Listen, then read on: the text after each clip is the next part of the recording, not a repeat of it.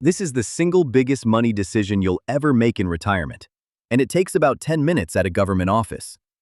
When to start Social Security? 62, 67, or 70? Pick wrong, and it can quietly cost you and your spouse over $100,000 across your retirement. And here's the cruel part. It's almost completely irreversible. There's no do-over, no refund, no, "I'll fix it next year." Whatever you choose, you and your spouse usually live with it for the rest of your lives. Most people just grab it at 62, the first day they're allowed, because it feels like free money finally showing up. But that early check is permanently cut by 30%. Now flip it around. Wait, and the government hands you a guaranteed 8% raise for every year you hold off, something no safe investment on earth will promise you. I'm Ray. Today, exactly what you get at 62 versus 67 versus 70, the break-even age nobody explains right, and the one reason to wait that has nothing to do with you. It's about whoever you leave behind. Quick and important. I'm not a CPA, attorney, or financial advisor. This is education, not financial advice. The exact right age depends on your health, your savings, and your spouse. So always check your own numbers at ssa.gov and bring a licensed professional into your situation. So let's clear up what these three ages actually mean, because almost everyone gets the labels wrong. 62 is simply the earliest you're allowed to start. It is not normal. It's not the default. It's just the door that opens first. 67 is your full retirement age, your FRA, if you were born in 1960 or later, which now means basically everyone newly retiring. This is the age where you get 100% of what you earned, your full benefit, no cut, no bonus. And 70 is the finish line. It's the last age where waiting still pays you more. After 70, there's zero reason to keep holding off. The increases simply stop. Same exact work history can produce three very different monthly checks, depending only on which door you walk through. Let me show you the actual numbers. Here's the rule the whole thing runs on. Social Security calculates one number for you, your full benefit at 67. Then it adjusts up or down from there. Claim at 62, and you lock in just 70% of that number, a 30% cut, every month for the rest of your life. Not temporary, permanent. Claim at 67, you get the full 100%.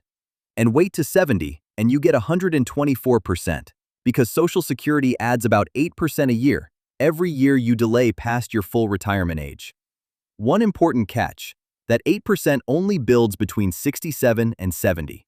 It does not start at 62, and it stops cold at 70. Let me put real dollars on it. Say your full benefit at 67 is $2,000 a month, close to today's average. At 62, that check shrinks to $1,400. At 70, it grows to about $2,480. That's the headline.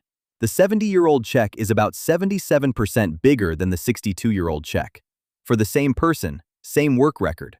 Over $1,000 more every single month for life. So why doesn't everyone just wait? Because waiting means giving up checks now, in the hope of bigger checks later. And that trade only pays off if you live long enough.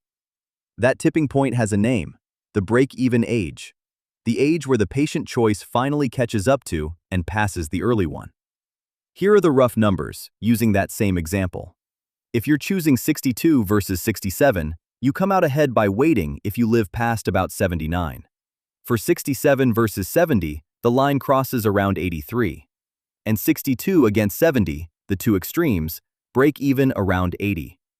So the simple version is this. If you live well into your 80s, waiting puts more total money in your pocket. If you have a serious health issue and don't expect a long retirement, claiming early can be the smarter call. You collect more while you can. That part is real, and it's nothing to feel bad about. But here's where most people go wrong. They treat this like a bet on their own death date. Will I beat the break-even? And that's the wrong question, for two reasons. First, people badly underestimate how long they'll live. A 65-year-old man today is expected to reach about 80 tubes, a woman about 85. And those are just averages, meaning half of people live even longer. For a married couple, the odds that at least one of you reaches 90 are very high. Most people sail right past every break-even age we just talked about. Second, and this is the mindset shift, Delaying Social Security isn't really an investment you're trying to win. It's insurance. It's protection against the one risk that can actually wreck a retirement: living a long time and running out of money. A bigger, inflation-adjusted check that lasts as long as you do is the cheapest longevity insurance money can buy. You don't buy fire insurance hoping your house burns down. You buy it so a disaster can't ruin you. Same logic here. And now the reason almost nobody talks about, the one that has nothing to do with you. It's about whoever you leave behind. When one spouse passes away, the household doesn't keep both Social Security checks. The survivor keeps the larger of the two, and the smaller one simply stops. Here's the key.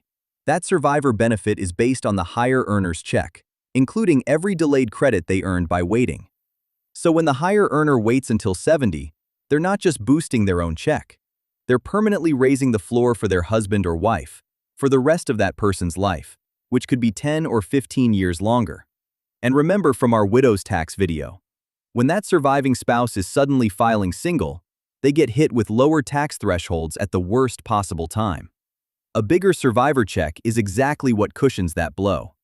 This is why, for most married couples, the smartest move isn't both claiming early. It's making sure the higher earner's check is as large as humanly possible. Federal watchdogs have found thousands of widows who lost out on real money simply because nobody walked them through this. Don't let that be your family. Before you pick a door, 2 traps that catch people off guard. Trap 1. Claiming early while you're still working. If you take Social Security before your full retirement age and keep a job, there's an earnings test. In 2026, earn more than about $24,500, and they withhold $1 of benefits for every $2 over that line. People panic and think it's a penalty. It's not. They give it back later by bumping up your check at full retirement age. But it's a strong hint. If you're still earning a real paycheck, claiming early often makes no sense at all. Trap 2. The tax angle. And this ties straight into our last 2 videos. The years before you turn Social Security on are golden. In those gap years, your income can be low, which is the perfect window to do Roth conversions and tame the tax torpedo before your big check arrives, all without spiking your Medicare IRMAA later. Waiting to claim doesn't just grow your check, it buys you the room to lower your lifetime taxes. The 2 decisions move together, and a CPA can map them as one plan. Let's bring it home with Richard and Martha. Richard was the higher earner. Martha's own benefit is smaller. Richard's first instinct was to grab his at 62. The same instinct most people have. Their CPA laid out the picture. If Richard claimed at 62, he'd lock in $1,400 a month for both their lives. If he could wait to 70, his check would be about $2,480. And then the part that changed Richard's mind. Because Martha will very likely outlive him, that larger check doesn't end when Richard does. It becomes Martha's survivor benefit, protecting her for what could be another decade or more alone. So they built a plan. Martha started her smaller benefit earlier to bring in some income, while Richard let his grow all the way to 70. Same couple. They just stopped treating it as one rushed decision and started treating it as a team strategy. 5 steps to make this decision with your eyes open. Step 1. Pull your real numbers. Log in at ssa.gov and look at your actual estimated benefit at 62, at 67, and at 70. Not a guess. Step 2. Be honest about health and longevity. Family history, your own health, and the fact that most people live longer than they expect. When in doubt, plan for a long life. Step 3. If you're married, decide as a couple. Especially protect the higher earner's check. That's the one that becomes the survivor benefit. Step 4. Mind the traps. Still working? The earnings test usually means wait, and use the low-income gap years for Roth conversions before your check turns on. Step 5. Run it once with a CPA or fee-only advisor.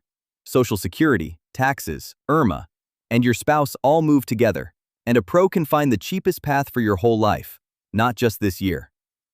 You earned this benefit over a lifetime of work. The goal isn't to claim it fast. It's to claim it in a way that takes care of you and the person you love for as long as you both live. If this made the 62 versus 67 versus 70 decision clearer, hit subscribe. I break down one retirement money topic every single week. Tell me in the comments, which door are you leaning toward? 62, 67, or 70, and why? Next time, we go deeper into the part most couples never coordinate: spousal benefits.